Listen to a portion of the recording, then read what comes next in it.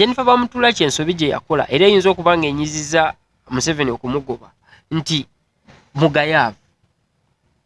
Ani mugayaavu? Ye mugayaavu. Atya. Omanyi kyempita obugayaavu bwe? Nedda. Bwe babuza Museveni empapula ze ez'Emakerere awabeera documents wayokyebwa. Okitegeera? Ye teyagayaala. Kivaawo. So kati Bamutula kikuleva okwoli ne connections z'olina kibadde kyangu nnyo okufuna essomero lye weeteekamu agedda agaavaawo n'oluba nga liwatulako P7 n'ofuna eddaala lye weeteekamu liwatulirako form 4 n'ofuna empapula. Mbwagambe nti yatulira ku Shimoni. Ofuna wona kati ate wuuyo kati ate kyangu nnyo naye ekituufu kiri nti singa kisoboka bakole abantu abo kye baagala okukola akaluba bafune bba abantu baabwe abalina okukalonda balime kutawanya bantu. Okitegedde? People are wasting their time, people are crying, people are suffering. Abantu bafiiddwa abantu baabwe, abantu balemereseddwa okukola ebintu byabwe, abantu bali ku bunkenke, abantu nene bayendinga apo nga ne bye bamalidde obudde oba bye bamazeeko emirembe tebirina makulu. Okitegeera? Tosobola kuddira muntu. Omanyi ebiseera ebisinga ebintu bino byetaagisa nga omanyi Katonda bwe yali akola ensi okulimba yakukola naye n'akukola nti kusobola okutuuka time gwe n'olimba naye nga b'olimba baseka oba nga bakkiriza naye nga tebakkiriza olw'ensonga nti bakkiriza ola bakkiriza olw'ensonga tebalina kyakukola kusanyusa nti munyagwa naye YouTuber TikToker muntu wa bundolindoli aba inonoonya ebintu ebisesa abantu obutava nnyo okufeesiza abantu. Munyagwa kuva mabega ebyo byakola tuli mu nsozi tulomba dduwa ya Kamulali biki byebyo byabeera mu wa TikTok oninga katogo katokota bwe kasirira abeera ku gundi zungulu biki munyagwa naye muntu wa buzanyo muntu wa kandolindoli. So kati biri bye yadde yenyizeemu yabivuddeko kati akomyewo ku mulamu omutuufu wabula abadde anoonya engeri gy'ayinza okukomawo mu pule wemanyi abadde out of the play. I have some good times with good friends with good memories.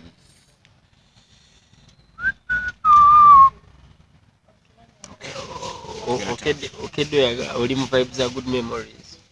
Yeah. Okay, tuli ku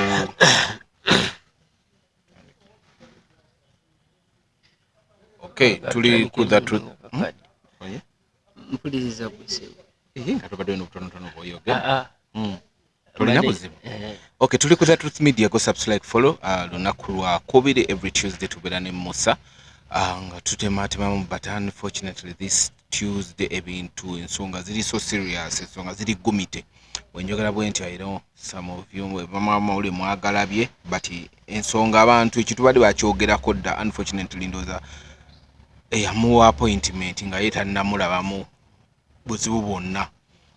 The statements zasembayo okwogera nga ali kumpewo. It was about ennyonyi eyali edlayinze still n'ennyonyi eyali eremedde Nigeria. Mu kulemera Nigeria yavayo n'agamba mbu balina ekyuma kye banoonya kikyababuze bakiteeke mu nnyonyi ekomewo e Uganda. But every time ennyonyi bwebeera ku kisaawe ekitali kyayo baba balina okuba nga basasula. So wetwogerera Jennifer Bamutula out of office, fired, genda. So how wetuli ensonga za gundi za Namere zikyatambula mpola mpola nnyo. People are coming out, abasumba abantu ba bulijjo, people are not contented with what happened. Era waliwo nalabye Frank Katambi yasimbyewo sente n'agamba by April baba tebajjeeyo, yasimbyewo sente nti Namere ajja kuba avudde mu ntebe okusinziira ku biriwo. Nalabye omukyala wano agenda mu High Court omusanga gwongereyo kuba omusango ebiseera nga baba bagusala batunuulira incidents zibaddewo ezirileetinga ku musango bwe gutyo. Twabadde n'emisango egiwera 2 ku 3 egy'okuwaaba obululu buli box gye basanga nga nzigule nga we bakoma ne bagamba tetulina kitugenda kukola. Ku Namere basanga enzigule omusango ne gugenda bugenze mu maaso ne bagenda ne mu maaso. So things are happening. Munyagwa ali ku kazi we kapa amanyiira amanyira. So we are like no, this is not tejja kuba manya ya nkoko. Anyway, Musa buza ku bantu tuli ku Climax nabagamba it's one entertainment center osobola okujja ebintu nebikutambulira bulungi nnyo kachaayi ku makyo osobola okujja n'okanywa regulaawo n'owugamu kabbiya n'onywako abaana n'obaleeta ne bawuga wali bulungi nnyo balinawo ne water park osobola omwana nga bwawuga wegamuyikirako balina ebyokuzannyisa bingi weebiri so bawe bali bonna okubanga bakuyu kitambula bulungi ate tulinawo aba Hayes jobs abroad bakugamba nti nabo weebali okubanga ebintu bitambula bulungi nnyo basangibwa Lubowa oyagala kutambulako UAE countries oyagala bagamba nti weebali okubanga buli kimu kitambula bulungi ddala bakugamba nti basange Lubowa oba bakubire ku 0704445555 070 emirundi ena 5 emirundi ena guba guggwa bulungi nnyo. Musabuza ku bantu mabuzaako mwena batulaba basinzira yonna gye musinzidde abali wano abali mutala w'amayanja nyongera okubeebaza n'okubasabira Mukama Katonda abafunye ebizibu abasaasire asobole obbibataasa n'abo abali mu ssanyu abakiipinge nga bakyali mu ssanyu era nga nyongera okubeebaza okuba nti lwakubiri mubeerawo ne mutulaba ku Truth Media n'abo ababeerawo nga batulindiridde nyongera obbeebaza olw'omukwano gwo omungi era nga mbagamba nti nange mbaagala nnyo. Nina ekintu ekinzijidde mu birowoozo every time wabeerawo ebintu ebitambula nga bigasa nga eggwanga teriri okke teriteredde nga bawuli beemulugunya from A to Z abakulu abo babeerawo ekintu kye bakola ki distracting kakati oza bamutula ki siri ejjirikiti kwe basudde embwa kuba kati everyone agamba walwawo dda olyose abadde bino biki naye nga jjukira waliwo ebintu ebitambula abantu si bamativu. Kyensobola omuntu gwenzikiriziganya naye ye muntu agamba nti yalwawo okugibwa mu ofiisi. Yes, era ekyo kyo kituufu kubanga okusinziira ku nga sinatunulira nkwata ya mirimu gy'abadde agikwatamu nsooka tunulira qualifications za ofiisi eyo gy'abadde alimu. Abadde talina qualifications zimukkiriza kubeeramu eyo ofiisi kubanga tuli mu mwaka ki 2026 ojjukira nga 2022 gwali zali 16 oba April Kosasenge ekulembeddwa omwami Joel Ssenyonyi actually baavaayo ne bamukunya nga bamusaba qualifications n'abalaga nti ali gumite. Nze kyasinga okummalamu amaanyi kasayabula papers za P7 kati kyeŋŋamba eyamulonda ebyo byonna bwe byagwawo yali tabiraba abirabye essaawa zino 2022 2023 2024 2025 2026 no Jennifer Bamutulaki bw'otuuka awo ku kyokuba nti neyamulonda tannaba kutunuulira ebyo kansubire nti eyamulonda era yeyamugobye nti bw'otunuulira background ya famire ye ebadde etambulira nnyo mu gavumenti etali eno yokka famire ye ebaddeko ne mu gavumenti y'Obote kuba taata we yali amanyikiddwa nga Mzee George Bamutulaki yali MP mu gavumenti y'Obote era yali MP w'e Kabalole North. Mzee we yafa rest in peace mzee. So mzee we yabeerera MP by then kikulaga nti family okuviira ddala emabega mu gavumenti ez'enjawulo bazze bakola ki bafuga bazze kale batambula mu gavumenti nga batambulira mu gavumenti yadde taata we yali MP nga mwala tabadde MP neera naye emirimu gy'abadde akola gibadde gyaki gya gavumenti so abadde atambulira mu mukuulo gwa family oba ogw'omusaayi. Jennifer Bamutulaki ezimu ku nsobi z'endowooza nze ezamulemesezza omulimu okuba nti bwenjogerera essaawa zino sanga mukaaga emabega bamukunkumudde omukono mu kibya ne bamukwata ku nkoona era nga ebbaluwa emuwumuzza ku mulimu evidde ddala mu State House. Ate nyini abantu be n'abasindikira ebbaluwa nga bagamba nti ekifo kiri open nze ndabika nkoma wano ngenda kyokka ndoza me mavudde omwana yavuddeko gwakisindikira nekifuluma ekifo baire bagambye anyone kirangibwa omuntu yenna asobola okwapulayinga musankwekakasa anti n'ekirala era ebiseera ebisinga wano ekifo tekisobola kuvaamu bamutulaki nekigendamu sekiriba oba semanda ekitegedde so bw'oba ogenda okwapulayinga soka weetunuulire background yonze sinayo muntu wange mu family yaffe tetuli nnyo bantu ba gavumenti pozi mukulu wange yenyigiramu ku bya gavumenti w'ebitu ebityo kwesimbawo ku bwemupi biki ebyo n'omulala yesimbawo ku bwameya naye nga nti tetuli nnyo nti tubadde nnyo nti background yaffe badde nnungi mu kukwatagana nezi gavumenti so mu bimu ku byentunuulira beere esooka ndekawo katono male okubaako kyentegeezaamu omuntu atulaba Jennifer Bamutulaki ng'omuntu atulaba oba abadde tamanyi byabadde akwasaganya before okufuuka CEO wa Uganda Airlines abadde bamujja ku mirimu gye kati lwaki bamujja ku mirimu gye nga bamanyi bagenda mukwata ku nkono anti era bamujja ku mirimu gye ng'osanga gye badde naye tenwaye ndowooza ebadde eweddeko emyaka 5 sijeejo contract ya 5 years tegiweze tawezeza yadde ena 222 tuli 226 ate yakatandika mbadde manyi yadde badde basobola mulira n'amaliza ne bamugamba ti contract tegenda nawankubadde muyinza okuba kale mmwe kye mwagala naye tegiweze nga mmwe babakoledde kye mbadde mulindiridde ebbanga lino lyonna naye ng'emyaka gye tekikoze eki tegiweze kwegamba akamwenyumwentu kalina bangi naye nga tekikoze eki tegiweze Jennifer Bamutulaki business woman and cooperative executive who is the chief executive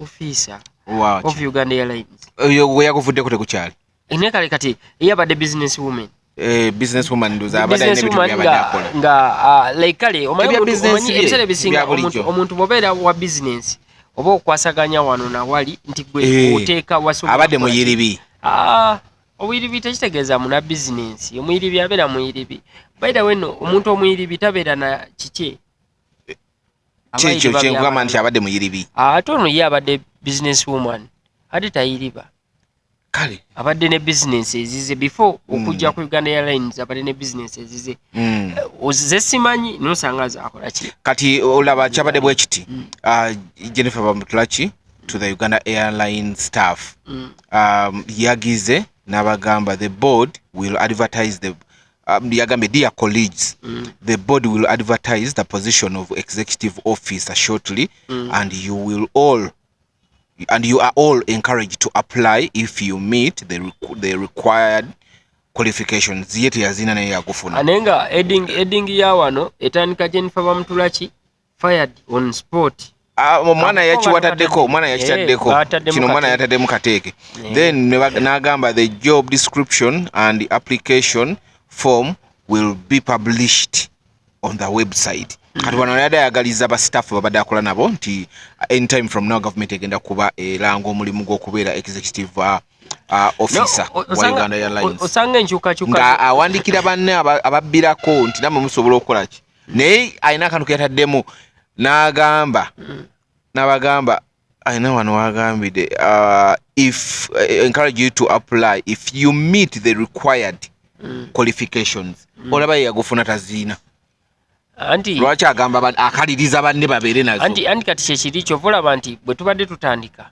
nsoose kukuzaayo ku George Bamutulaki muzeeyi we nga nkulaga nti osanga ye mu kugufuna yagufuna nga guviirira kuba nti no family kuva mabegeze ekola ne gavumenti ez'enjawulo ate jjukira President Museveni yaliwo ne mu gavumenti y'Obote osanga by then ya meetinga mzeeyi George Bamutulaki ne babaako engeri gye baakola ki gye baayogeramu oba nga baali bamukwano so kati bw'asanga omwana abanga asanze omwana we so nga asobola okufuna abantu asobola omuteeka lwakuba nti yali amutadde ate awantu awanene position gyayinza obutasobola position etatukanye na qualifications ze okitegeera kuba position gye yamuteekamu ebbaluwa ya P7 wa misplacing S4 wa misplacing ate gwe chief officer of Uganda Airlines golaba kikwatagana omwameko mbu rumors bana go bagala okuteekawo bagala teekawo wa former Ethiopia Airlines yali CEO wa former wa Ethiopia Airlines former CEO anika tunaye tujja kunoonyereza ko tusobola okutegeera ye yakola atya nera kyemmanya ebiseera ebisinga omuntu tasobola kubanga yawumula buumuzi mulimu ate n'omuzza ku mulimu yawumula buumuzi bagenda kusaba sente nyingi waba yawumula buumuzi kyentegeeza omuntu tasobola wummula mulimu n'omuzza ku mulimu ogwo gwennyini kiba kizibu okitegedde kakyawunya okuba nti sinanoonyereza kukoyo kyangunya okubanga naye yagobwa bugobwa ati kyengeza okunnyonnyola dayas bokera ku makya n'ogamba ankoye media nkoye okukola amawulire yadde nga ge wasoma noga amawulire mikoze ki bikoye nogamba maze kizibu nnyo omuntu okukonfesinga okuzza muki mawulire mpozi mulimu omulala okitegera naye kati bwabanga oli yali wa Ethiopia Airlines kati yakola mu Uganda Airlines okitegera nti ebiseera ebisinga kiba kikaluubirizaamu naye kansabe mu byensinga okulowooza oba okusaba kansaba abeere muna Uganda kijja kuba kibi okubanga mu Ethiopia ng'ate yakula airline ya wano bwaba yalina qualifications nga yanatambuza ekintu obulungi kubanga kati nina kinjagala onnyonnyola abantu Musa ebimu ku Jennifer bibadde bimutambulirako controversials zimubaddeko ebintu ebitakwataganye ngenda kukusomera ebintu nga binanga buli kimu okinnyonnyola bambadde bamuquestioninga ku appointment and qualifications kati awo wenyini era wembadde olwakuba ndina omuntu ebiseera ebisinga oli andaba wano ayinza okwebuuza lwaki muzizayo ku George Bamutulaki ng'ate tuli ku Jennifer olwaleero ekinzisisaayo emabega njagala kukulaga nti Uganda gye tulimu erina abantu abali mu positions ezimu nga balimu lwa nsonga nti taatawo yakola bwati jjajjaawo yakola bwati mu biseera by'olutalo oba mu gavumenti ziri jjajjaawo yakola bwati taatawo yakola bwati abo bangi mu offices ez'enjawulo bangi ddala abalwala n'okwetuuma amannya okitegeera abaalwana okitegeera so nti Jennifer Bamutulaki abadde omu kuki kwabo so nti ye mu buli mbeera yonna asobola okugamba bw'aba yamisinga essomero nga yakugoba yali mu ddukaduka kyona kyona ekisobola omulemesa okusoma okitegeera kuba okusinziira okuva muzeeyi we gye yafiira emyaka egiyiseewo okutuuka olwaleero myaka mingi ddala giri myaka kumpi giri 4 President yerabira abantu okitegeera giri myaka 4 bukyamuzeeyi kiri abiwa abazzukulu okitegeera so kati emyaka giri 4 plus okuva muzeeyi waafe okutuuka olwaleero so kati omwana bw'atyo asobola okugaana alemesebwa okugenda ku ssomero because of my dad teyaliiwo ego mukwasa ekintu ekinene bwe kiteyo ekitalimu na bulamu bw'Abannayuganda bokka wabula awo okawokka we waali ensobi eri awo okkawokka kuddira kintu kizitowa bwe kityo kukimukwasa naye nga tebali basobola okufuna abantu bebasobola omukola ki omuteeka era ndi sure 100% nti teyagobeddwa nti n'asuulibwa bbali bamugoba naye era nga we bagamba nti akuba owuwe era ojja kufuna ojja kulanga alina we bamukoze good awo embadde nzija ebimu ku controversials kwangambye nnya kubaddeko past termination and come back jukira bali waliwo mulagafuna kuti bali bamutaminating nga bamugobye mu airline naye tugenda okulaba nga akomyewo kati ekyo kyongambye nti era tuyinza omulaba nga ng'era alina awalala waali kati n'ekyo nakyo kikyo ezimu ku controversials ezibaddewo past termination then ne come back kati nti ye essaawa zino agobeddwa nate kyangu nnyo okumulaba ng'alina position endala gyakola gyalimu wabula Jennifer Bamutulaki ensobi gye yakola era eyinza okuba ng'enyiziza Museveni okumugoba nti mugayaavu ye mugayaavu atya omanyi kyempita obugayaavu bwe babuuza Museveni empapula ze ez'Emakerere awabeera documents waayokebwa okitegeera ye teyagayaala kivaawo so kati Bamutulaki ku level kooli ne connections z'olina kibadde kyangu nnyo okufuna essomero lye weeteekamu agedde agaavaawo n'oluba nga liwatulako P7 n'ofuna eddala lye weeteekamu liwatulirako form 4 n'ofuna empapula mbwagambe nti yatulira ku Shimoni ofuna ofuna kati ate wuuyo kati ate kyangu nnyo gafuna kuba ye muzeeyi we yali MP w'e Kabaloole ogenda e Kabaloole tata gye yali MP n'obuuza ku masomero agaliwo agavaawo toliripira.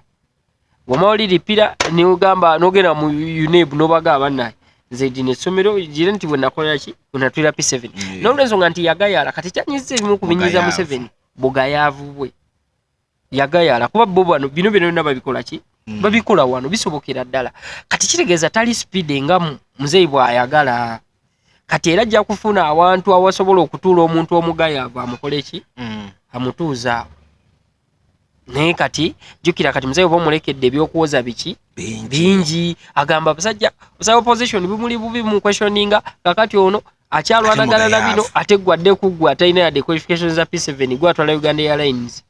Okay, kati ate ensonga endala controversial zabaddemu controversies mubaddemu high executive pay amid the struggle nti ennyonyi ebadde mu kugezesebwa dde in and day out naye nga abali ku high executive omusimbi gwe babasasula my god ekya sente okusasula ennyingi ekyo nakyo bakikwestioninga bagamba mutugamba mukola losses naye zino sente zemusasula abantu zomuzijjabwa singa naliwo nalimuwolereza singa naliwo nga bajolesa ennyonyi bamubuuza ekyo kibi nalimuwolereza lwa nsonga ekyamuweza position eyo yeteeketeeke agijjemu kyagijjamu item adde bbali ne banne kuba kati osobola okwekanga ono nga si omu ku bantu abasinga okufuna essente ennyingi mu position ze balimu kati bayinza omukuleetera mu basingira ddala ofuna entono batandika kukuleetera abantu bafuna ssente ennyingi okitegeera so wabula ono naye nga temunnamunenya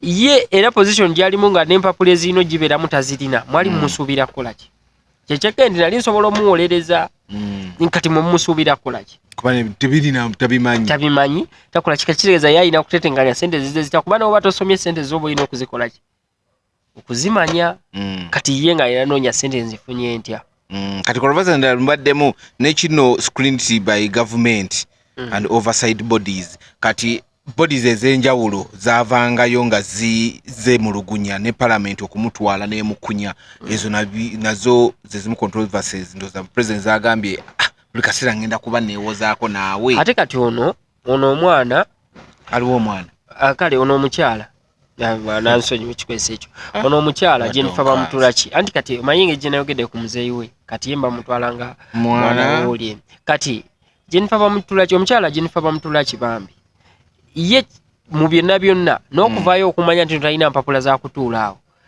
bajwero ssenyonyi si be beegamba wabula abali munda abamulwana be baavaayo ne bafulumya ebyo ebyama wabwe yali atuulako teri yamusaba qualifications just bamu appointinga n'akola ki ekitegeeza baaliwo bangi abali batunulidde omulimu okategedde bagenda okulaba ate balonzo n'atalina yadde kati nze lumu omuntu yaŋŋambako n'agamba ekyalemesa omanyi Salama yamalako ebbanga nga takolebwa kati omuntu omu naŋŋamba abawo kyali wange yaŋŋamba lumu twali tuluyitako nga tuva Kiruddu naŋŋamba olaba n'oluguudo nga luliko ino eddwaliro lya gavumenti ekikyalulemesezza oddukola buli omu ayagala lubeere nga yalukola bajeti eyitewuwe kati nga bakyalwanagana na bajeti mweno muba musafalinga nga bali bo bakola ki balwanira bajeti eyitewuwe ye yabajawulako kati Jennifer Bamutulaki ono omukyala bennyini abaaliwo ng'alondebwa otteekebwawo oba abali munda be bamulwanya okuvaawo awo waffe bwe tubeera eno ffe tetumanyi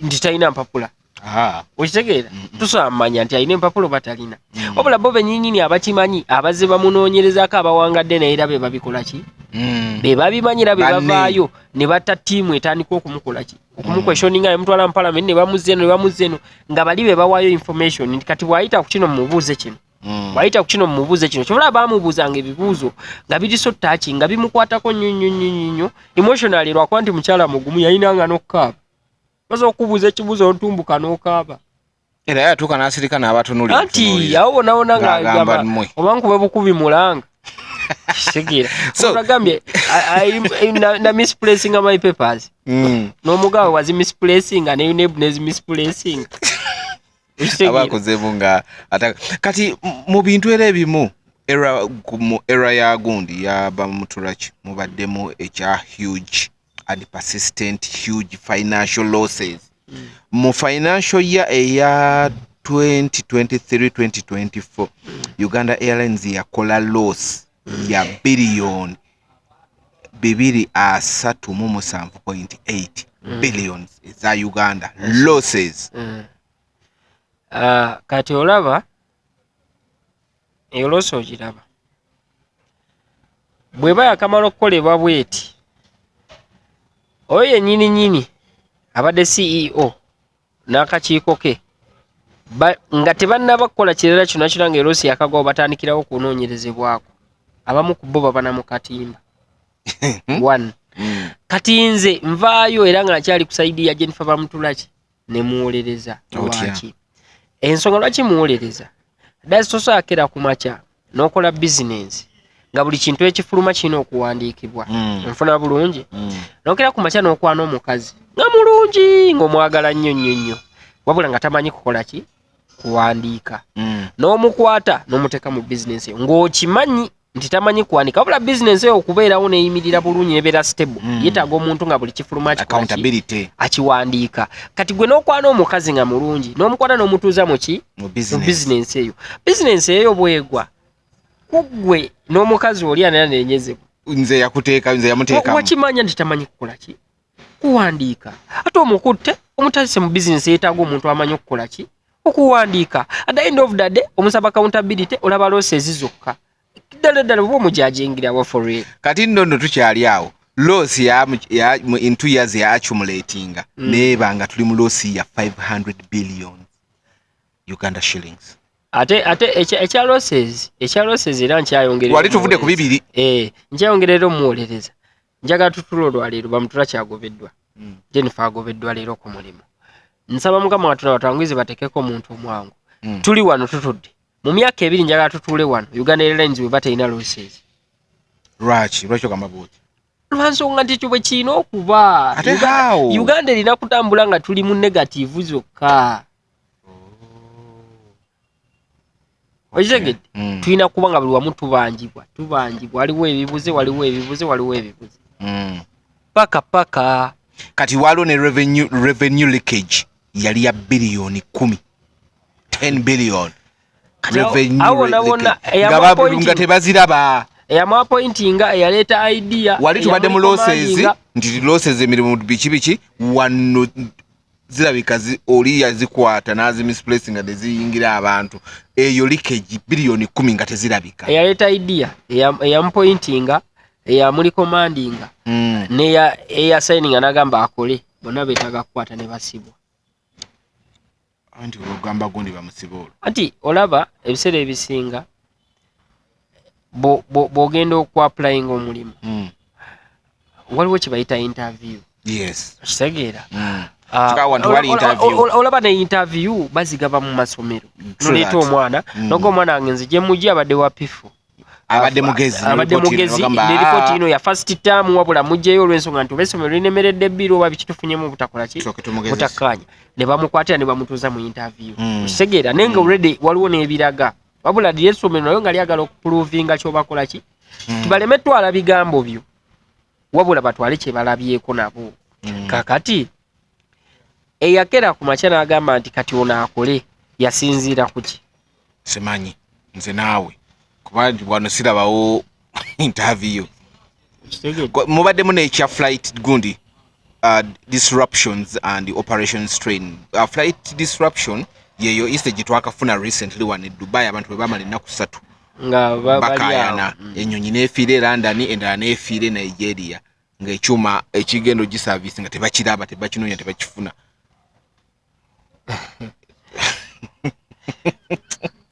Kweki kyenyini kwegenda okattako n'ekya passenger service and image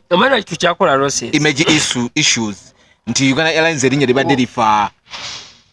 Mbadde ngenda kubuuza alinnyako ku nnyonyi naye sijja kubuuza wabula kankugambe bugambi kosa okuba nga agirinnyako naye nga kino tekyapeni. Bw'olinnya ennyonyi in case esituka okubatwala ne wabaawo ekizibu kyakyo n'ekigwawo neddawo wansi ne babaga abannaaye ennyonyi embeera mu eri tegenda basobozesa kubatwala. Immediate nga bakamala okyogera baba batandikiddewo okumanya nti ennyonyi baddeko abasaabaze bameka nti abasaabaze 3 bafunirawo accommodation abasaabaze 3 nkulaga losses gye zikola ki gye ziva. Bwe bamala okumanya nti kubaddeko abasaabaze 3 bafunirawo accommodation balina okubaliisa bate bena bibera mu goni natural disasters ebigwa tebiraze nati era kigwe era kya Uganda Airlines oba kya nnyonyi yes otegera bina bigwa tebiraze n'ebibya bya nnyonyi ebyo babijja ku profits zoba wakola mu kusooka nga ne sente wazikumpanya kati wano wakumpanya bilioni 10 osubira kaleno kankweyo ekirala amayino ba compensating n'akasente akakalu bwe kiri omuntu abadde mu eyo nnyonyi ne bamuwayo sente segera kati kitegeeza ekyo kimu kati bw'omala okukola ebyo babikola okuleetera omusaabaze ono obuteeta mu flight eyo kyebakugambye image ki issues anti nze nkuddamu nze kyombuuza kyenkola ki kyenyanukula nti waliwo ebintu by'olina okukola omusaabaze oyo obuteeta linnya lya kampani okitegedde obuteeta mu nnyonyi eyo nagamba akali fayini bigwawo omaye omuntu ebiseera ebisinga gwewaddeyo $10 nga tiketi yagiguze $3 n'omudizayo 2 oba 10 omusuziza bulungi alidde bulungi n'omugabo ojja kulinnya ennyonyi endala by tomorrow ifuna engeri gyagaga bibaawo naye nga 10 kye kino kyekimukola ki kyekimwogeza n'ensula gye yasuze ennungi n'ebyokulya byakoze ki naye omuntu gw'otawadde tolina bw'omunyonyola nti bibaawo bibaawo nga te buli gyali ennyonyi ne zimutwala n'atuuka nga tomugaba bibaawo bitya bibawo kuki business zangu ozisse because ebiti baleeta ebintu bingi ate ng'oluusi nabo baba batuufu no si baba so oluusi oli watuukire okutambula kitegeeza abalina kya niwaba bagenda ku leisure kyonna era buli kimu aba yakikoze omutadde mu losses kuba naye already akolera mu loss already abamulindidde mukima biki kitegeera so kati bwekera ku macanga airline esobola okera ku macha neyonoona Nigeria Dubai negenda nti ate benenza zaizi tusogena mu Europe no London twali route tugirina we have kati bwebango okufuna ensi eziwera 3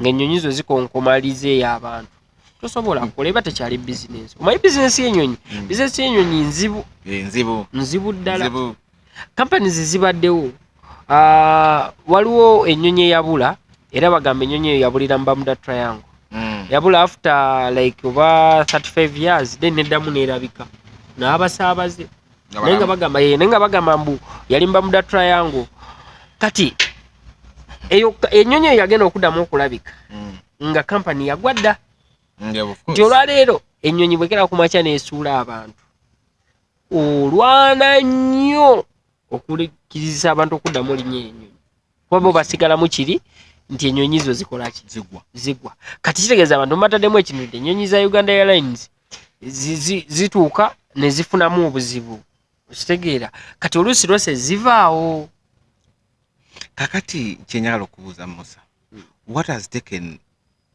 president so long okimanyi nti omuntu leero bwagula ya tiketi ey'ennyonyi n'agenda ennyonyi eyo kati nze nalinnyanga Ethiopia nomanyi kyantama Ethiopia ng'enzija wano nenteeka Addis Ababa ne bantula ku kisaawe nga flight kati yansula Addis Ababa ku ssaawa nga 5:45 nembeerawo nga flight gye nina okulinnya yakumakya ssaawa 4:45 ndi ku airport tekuliko bano abaliko nga bakolako tebamanyi luzungu newe baka mu butebe kati olina tukatebe nagamba kati kino kyo sijja kugisobola kati nagula ennyonyi egendera ddala direct wabakola ki wabalaga oba oluusi nagamba ino flight etukola bwe kati abantu bali tebakyagala kulinnya Fly Dubai omanyi bali tebagala zirinnya nga Fly Dubai bw'obeerako tebakuwa byakulya buli kiriko olina kukigula buki buguzi bagamba nze Fly Dubai jukira abantu ebiseera ebisinga naddala ffe wano Abafirika oveeno nga buli kibuwa kibaza ati bakuze ku nnyonyi mbw'ogula ebyokulya nogamba ate ku airport ebyokulya biba bya bbeeyi nogaa ku airport sijja bisobola kanina endiyo mu nnyonyi ne banampayo akagaati n'omuceere n'enkoko ndyeko nimpeno juice nywe kati ne baggali njala kubuuza ensonga zino ongambye utino bamutula kiwageza omugira nga gundi ekisanja kye kirina gwako no siri sure simanyi nti nokubeera CEO wa airline nti nayo byakisanya nti of course bako appointing yes gibeta bako appointing bubera na appointment letter berako ne duration bwoba okoze bubi bwoba okoze bulungi nodamu no apply chokola bayakugambye yagambye aba staff apply if you have the qualifications kitegeeza you when you apply every application berako like yataddeko if you have qualifications like me katato yalagala ne mumukoba yewaayiriza anti jukira nti ye ate ezamufunisa yandikambye like mine Gwe tagenda basuwinga ati nezo zibe sente compensating time ye gundi teweddeeyo biki bwabange yamusaako yamugobya ayinza obutamumalira budde ayi abo abaana sebo agira naga gavumenti nyitwala mu gundi kakana nga bamuyiridde tosobola kuba wamubalira era sente bazirya uliriza era batajja kubawangula jukira bagenda kuteekako abasajja abalina zi PhD okuwoza naawe oba tosobola kubawangula atoza yayimirira mu kaguli naye baloya be bayimirira nabo bazirina kati ono yamanyi kyekitegeeza abasajja okubeera mu maaso nga bakusoyasoya ebibuuzo yakimanyi yali agenzeko mu kosa kitegedde kati akimanyi katajaga bagenda kunteera abasajja ano mu kooti n'akazi obutambala kamu kati era tasobola kubeŋŋanga gwe sokoleke sokokwate wano kati niyo nakyenjagala owuliremu wano embeera y'omukyala wano nga tuvudde ku bamutulaki ye yagobeddwa that's okay people are happy I don't know why kana akalulu tekabalaze kanyalo soko ulire ekyo bakulanga enchati gwoka kana akalulu tekabalaze bakulanga enchati gwokalidde ne balanga ono enchati kakuvuddeko kamuddidde ono nagenda mu kooti ne bakazano bagati okusinzira ku kooti kado nawe nogati tuddemu tukabale ne baddemu ne bakabalanga olwo yakalidde waliwo akalulu kali Masaka kakakyuka emirundi ebiri gwe basooka okulanga bakamujjako ne balanga omulala nga yakakanyala yakalidde bagenda okumaliriza nga yakalidde kakati ate oleo tuwulidde baga nti bazeeyo ate oli omulala kati gwe balanga yakalidde ekyo tekikuzuukusa nti ebintu we bikya ne biyitako olunaku bikyuka ngambira muliraanwamu nti era gwe toyiga muyiga akalulu kakyuka ekiro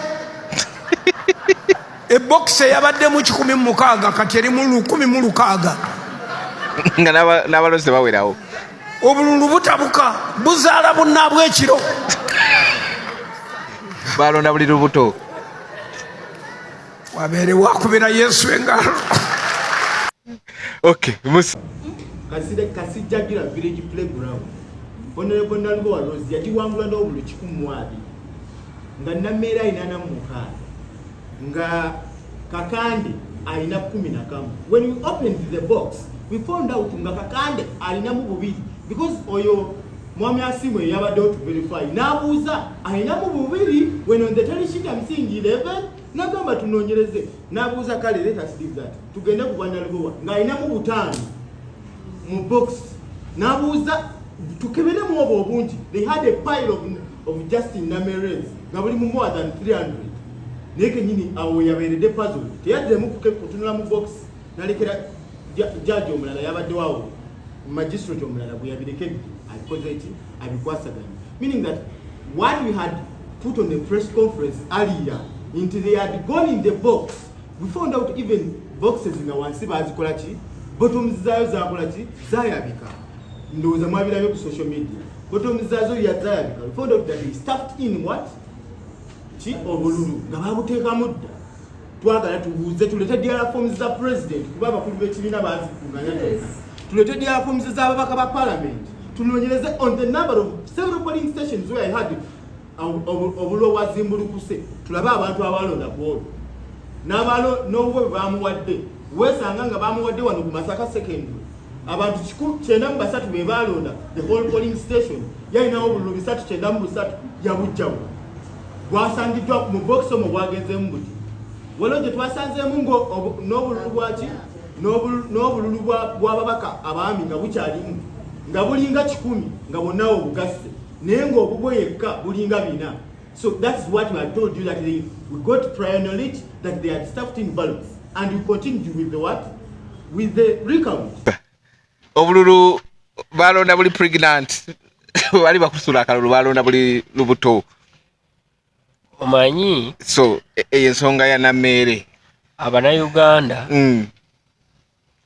people are not happy by the way no namba Abannayuganda omanyi ebintu ebimu babirabanga bwe baagala oba oli n'agamba kasete ebinkwatako n'abirekaawo naye ekituufu kiri nti singa kisoboka bakole abantu abo kye baagala okukola akaluba bafune bba abantu baabwe abalina okukalonda balime kutawanya abantu okitegedde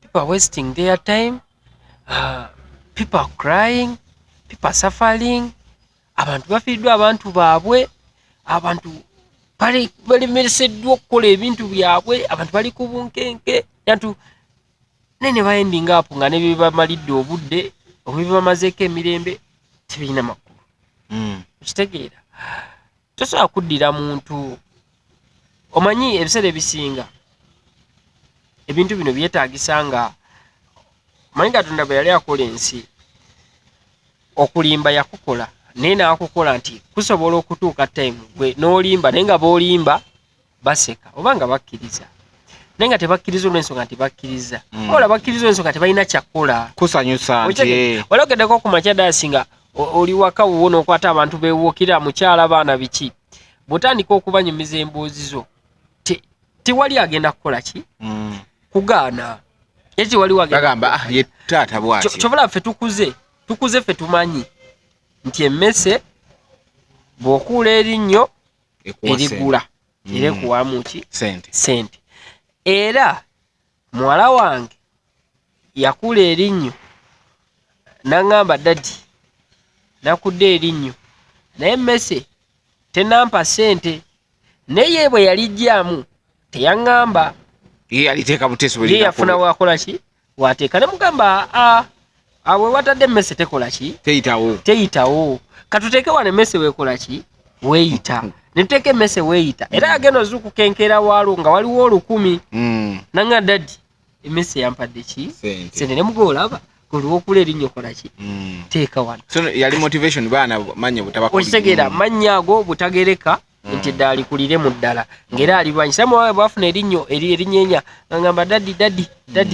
ng'alinyeenya ng'ajjamu ng'ateeka wali emmese weeyina okola kati naye kinkakatako okugira nga buli lwenjira nkola ki ntunulawo ndaba oba yataddewo nze emmese ye mukole ki muwe maaso g'abaana muli mmese mukole ki muwe sente kati gwe oli mmese nze maaso ga muwala wange nze emmese ye malina omuteerawo kituufu n'abange ndi mmese ate muna kati tosobola kera ku makya n'oddira muntu ng'akusinza obululu obuli mu mutwalo obululu obuli mu mutwalo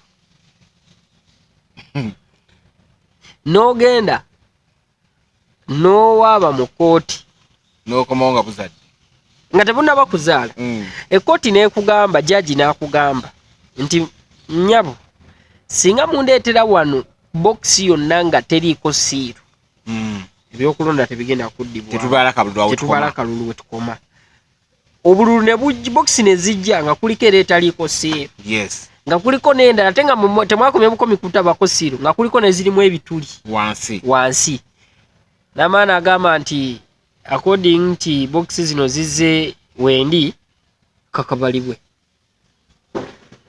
okitegeera nkulaga okujooga okwenjawulo nti kale osobola okuba omanyiza ebiseera ebisinga gisaganya osala gwakaala nga siwuliza gwakalenzi osobola okuba nga nammere oli mutuufu sijja kukulumiriza nnyo nti oli mukyalo osobola okuba nga oli mutuufu naye ensonga yo erimu ebirumira bingi ate ebirumira tebiri ku saidi y'oli ebirumira ebirimu gwawo abantu obbiddwa kaki akalulu naye nga bakubbyeko kangi nnyo mukwaba nga okabbiddwa omulamuzi nagaakale kiri fayini akaluluko tugenda kuddamu tukabala temuleeta bokisi ezitalina siiru temuleeta bokisi eziri damaged ne muzireeta zirina ebituli wansi tezirina siiru kati kwe kulumira okulimu kyokka oli bwe yabadde akabba talina ye etteeka lyakoze eki liyamenye n'oba yakabbidde mu butuufu okitegeera kati mweyo embeera toyina bw'ogenda kakasa muntu nti ddala akalulu wamaze n'okakola ki wamaze n'okawangula n'abo ababaka n'abo abantu bennyini beweesibako okukiikirira golooza bagenda kuba basanyufu naabwe bajja kwenyumirizaamu nti n'oli MP waffe era ojja kubasanga ku kyalo ng'ate bagamba oli omulala nti MP waabwe kyobula ndi kati Abannayuganda bakwesa nnyo ekiri ne bagamba nti nze nalonda dayasi nze ndi wa dayasi ye mubaka wange oba wasugwa oba wakola ki naye nga yagamba gwe yakola ki we yalonda kuba yakimanyi akalulu yakakuwa naye olw'ensonga nti tewalina maanyi gasobola kukakuuma oba amaanyi gasobola kuuma buwanguzi bwa wakati wano naye tebamubbako kalulu bamujjako buwanguzi. Ebintu ebyo bya mirundi ebiri. Wawe bakubbirako akalulu ne bakugirako buwanguzi. Bamujjako buwanguzi. Kati bamujjako buwanguzi. Kuba yabulina ne talina ddoboozi. Yanaddukira ate tewali. Katwede ye nyinyi ne mukama we yamuwa kadi naye ali kudduka.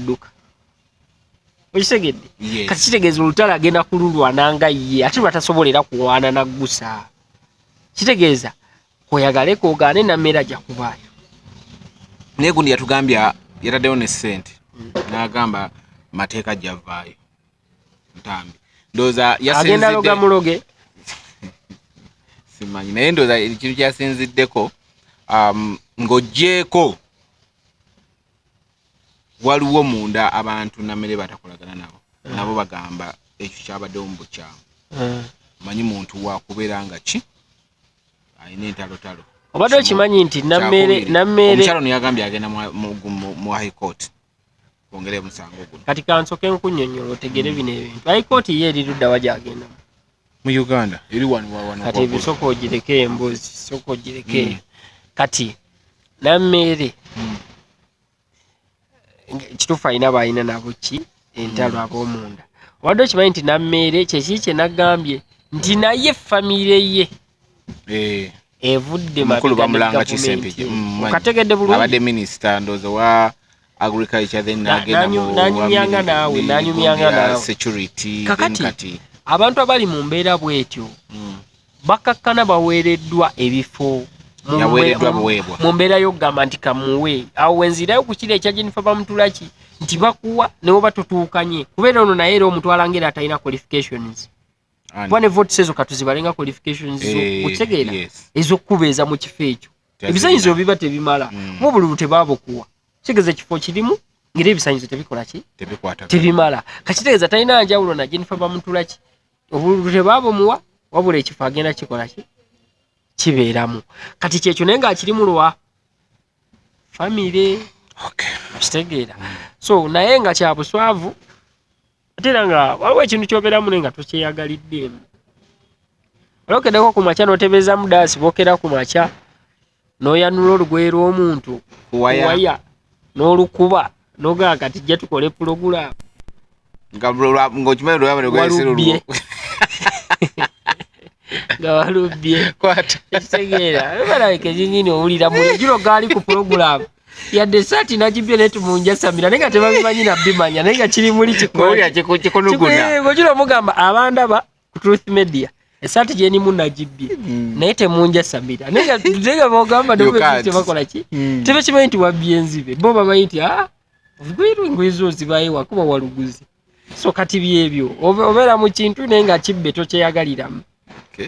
Kaziwe Kapo wa P2 second term. Kati Kaziwe Kapo naye P2 Kaziwe Kapo wa P2 second term. Kati Kaziwe Kapo naye P2 second term. Kaziwe Kapo futu soja tomulabye nga nnumba P2 second term.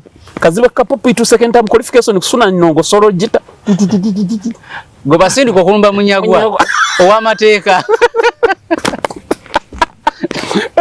P2 second term qualification solo jita kati Kaziwe Kapo no naye yafuuka futu soja kati soja nyini omanyika kunyoli katala Kapoyo muvubuka atanywa njaga Kapo muvubuka ali musajja ali soba nera ne bukuyimba yimba bulungi actually nawaba ayogera olaba nti singa yali ya mubugumyeko nandi wadde musajja mugezi nnyo naye lack of bearing obutamanya nti kansigale mu leeni yange. Kaziwe Kapo ansinga obukulu emyaka kusinga kubanze nakanko owulira ennyimba za Kaziwe Kapo nga nkyalina mu ssomero. Ne abayimbi nga bakulampola bakulampola oba nalaba ne Segonanga nti walukaga musinga obukulu nentya n'okutya nengamba kiki kino naleba walukaga muleke tumuleeta nnyo tumuleeta ho naleba walukaga muleke. Walukaga is my friend.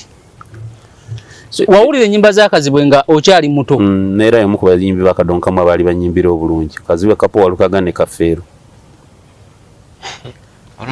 naye yandikipinze leeni ye bino tabisobola bano balaka babeera nawe bamuwabya bino tabisobola akipinge leeni ye kano kakoze interview ebyobufuzi bye tumanyi sitesi level ya P2 second term have a qualification in political propaganda. Mupitu second term. Nesa term ya mulemezi kumala. Nandi si bia P2 second term.